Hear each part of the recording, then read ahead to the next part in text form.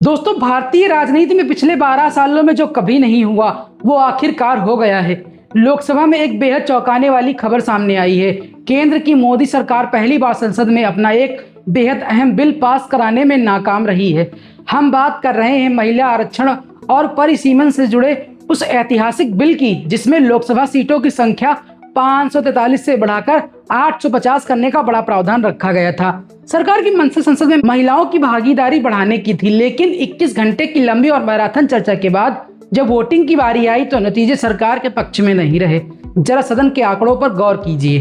Voting के दौरान लोकसभा में कुल 528 सांसद मौजूद थे। नियमों के मुताबिक किसी भी संविधान संशोधन बिल को पास कराने के लिए 2/3 बहुमत की जरूरत होती है, यानी 528 के हिसाब से सरकार को 352 वोटों का जादुई आंकड़ा छूना था। लेकिन पक्ष में सिर्फ 298 वोट ही पड़े, जबकि विपक्ष ने एकजुट होकर 230 वोट डाले और इस बिल का रास्ता रोक दिया। नतीजा ये हुआ कि यह महत्वपूर्ण बिल 54 वोटों के अंतर से गिर गया।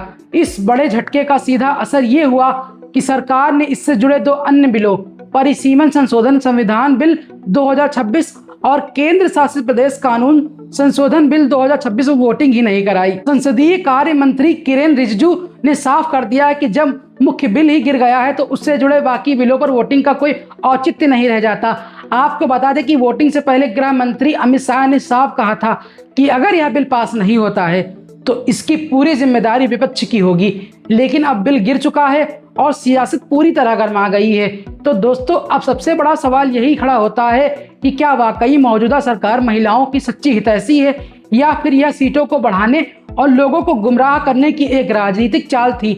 आप इस पूरे घटनाक्रम को किस नजरिए से देखते हैं, ये फैसला हम आप सभी पर छोड़ते हैं। अपनी राय हमें कमेंट बॉक्स में जरूर बताएं।